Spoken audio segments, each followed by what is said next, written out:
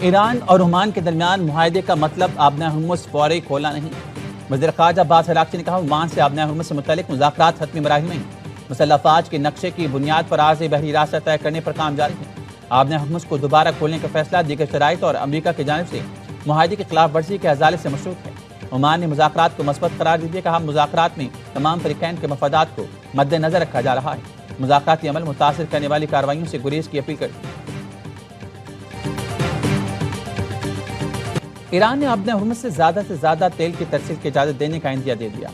امریکی نائب صدر جے ڈی وینس کا کہنا ہے کہ امید ہے خلیج سے تیل اور گیس کی ترسیل اسی سطح پر بحال ہوگی جو تنازع شروع ہونے سے پہلے تھی۔ جے ڈی وینس نے مزید کہا کہ ایرانی نظام میں بعض حلقوں کی جانب سے آبنہ ہرمز سے گزرنے والے جہازوں سے فیس لینے کی باتیں سامنے آئی ہیں۔ ایرانی حکام نے واضح کیا ہے کہ آبنہ ہرمز سے گزرنے والے جہازوں پر فیس عائد کرنے کا کوئی منصوبہ نہیں۔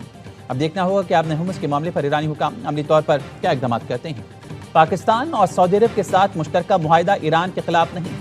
ترک وزیر خارجہ حقان فیدان کہتے ہیں دفاعی معاہدہ تکنیکی اعتبار سے نیٹو معاہدے کی شق 5 سے مماثلت رکھتا ہے۔ مرکزی سیکریٹریٹ اور نیٹو ماڈل کی طرز پر ایک وزارتی کمیٹی تشکیل دی جائے گی۔ ممکن ہے دفاعی معاہدے میں مصر بھی شامل ہو جائے۔ جنگ کے بارے میں فیصلہ حکومت کے اختیار میں نہیں، عسکری کمانڈ بہتر جانتے ہیں کہ جنگ کرنی چاہیے یا نہیں۔ ایرانی صدر مسعود پزشکیان نے کہا سپریم لیڈر جو بھی فیصلہ کریں آخر تک ثابت قدم رہیں گے۔ ایرانی صدر نے مزید کہا ممکن ہے کہ کسی دن انہیں بھی شہید کر دیا جائے۔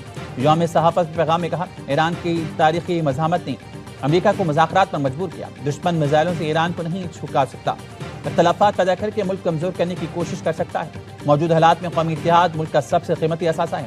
یکجہتی برقرار رکھنے کے لیے بعض معاملات میں سمجھوتا کرنا ہوگا۔ میر رضا کو گولی پیچھے سے لگی، جسم پر تشدد کے نشان پائے گئے۔ دوسرے پوسٹ مارٹم کی ابتدائی رپورٹ سامنے آ گئی۔ میر رضا کی پسلیاں ٹوٹی ہوئی تھیں۔ پولیس سرجن کے 14 سوالوں کے جواب بھی مل گئے۔ نوجوان تاج میر رضا کی قبر کشائی اہل خانہ کی موجودگی میں کی گئی۔ میڈیکل بورڈ نے پوسٹ مارٹم مکمل کیا، مجسٹریٹ کی نگرانی میں نمونے حاصل کیے۔ میر رضا کے والد کا بھی DNA سیمپل لیا گیا۔ تفتیشی ذرائع کا کہنا ہے قبر کشائی کے دوران حاصل تمام نمونوں کو محفوظ کر لیا گیا۔ جامعہ کراچی کے فورینسک لیب میں تمام سیمپلز پیر کو جمع کرائے جائیں گے۔ پوسٹ مارٹم سے ثابت ہو گیا میر رضا کو قتل کیا گیا۔ والدین کی میڈیکل رپورٹ کے بعد میڈیا سے گفتگو، کہا خودکشی پر زور دیا جاتا رہا، 10 دن سے کہہ رہے تھے تشدد کر کے قتل کیا گیا۔ ذمہ دار ہوتے ہوئے آئی جی نے کیوں غلط بات کی؟ بیٹے سے متعلق غلط باتیں پھیلائی گئیں، خودکشی ہوتی تو رپورٹ میں سامنے آتی۔ ہمیں نہیں معلوم قتل میں کون سے عناصر ہیں، پولیس کو سب خبر ہے۔ پولیس تفتیش کرنے کے بجائے اہل خانہ کو ہراساں کر رہی ہے، انہیں ڈر ہے کہیں قاتل تک نہ پہنچ جائیں۔ وکیل جبران ناصر کہتے ہیں میڈیکل رپورٹ میں میر رضا پر تشدد ثابت ہو گیا، لگتا ہے اسے قتل کرنے سے پہلے مکے مارے گئے۔ میر رضا کی تھوڑی پر زخم اور ماتھے پر چوٹ کا نشان تھا، اس کی کمر پر گولی لگی، 5ویں پسلی پر اثر ہوا۔ کراچی پولیس چیف نے کہا خاندان مان لے کہ میر رضا نے خودکشی کی ہے۔ میر رضا کیس کی تحقیقاتی کمیٹی تحلیل، 5 رکنی نئی تحقیقاتی کمیٹی بنانے کا فیصلہ۔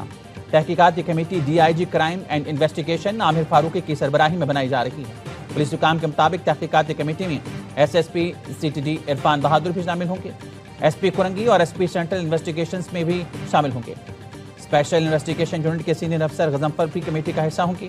کچھ دیر میں تحقیقاتی کمیٹی کا باقاعدہ نوٹیفیکیشن جاری کر دیا جائے گا۔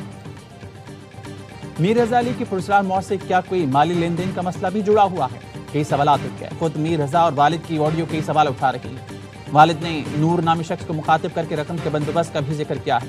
میر رضا کی سامنے آنے والی آڈیو میں کسی بھاری رقم کا تذکرہ ہے۔ کیا میر رضا اور متعلقہ افراد کے درمیان کوئی مالی لین دین تھا؟ یہ رقم کس مقصد کے لیے دی یا لی گئی تھی؟ کیا لین دین ایشو پر فریقین میں کوئی اختلاف ہوا تھا؟ کیا میر رضا نے کسی شخص سے اپنی رقم واپس مانگی تھی؟ واقعے سے پہلے کیا لین دین پر کوئی جھگڑا یا تلخی ہوئی تھی؟ کیا پولیس کو اس مالی تنازع سے متعلق کوئی دستاویزی یا ڈیجیٹل ثبوت ملا ہے؟ کیا میر رضا کے موبائل یا دیگر ریکارڈ سے کسی مالی تنازع کی نشاندہی ہوئی ہے؟ الٹی گنتی والے خود بھی سیدھے ہوں گے، ان کی گنتی بھی سیدھی ہو جائے گی۔ 2 روز بعد باغ سے مزید شیر کامیاب ہو کر اسمبلی پہنچیں گے۔ مسلم لیگ نون 2/3 اکثریت سے آزاد کشمیر میں حکومت بنائے گی۔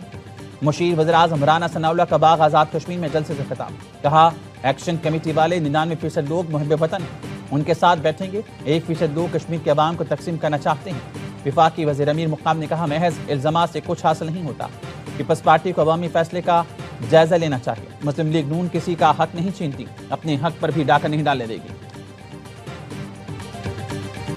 الٹی گنتی پیپلز پارٹی نے شروع نہیں کی، اس کا آغاز حکومت کے اندر سے ہوا ہے۔ پیپلز پارٹی کے رہنما نیر بخاری کہتے ہیں وزیر اعظم کی مشاورت کے بغیر وزیر داخلہ اور وزیر دفاع نے نئے صوبوں سے متعلق بیان دیا۔ نئے صوبوں پر کام آئین میں درج طریقہ کار کے مطابق ہو تو کسی کو اعتراض نہیں ہوگا۔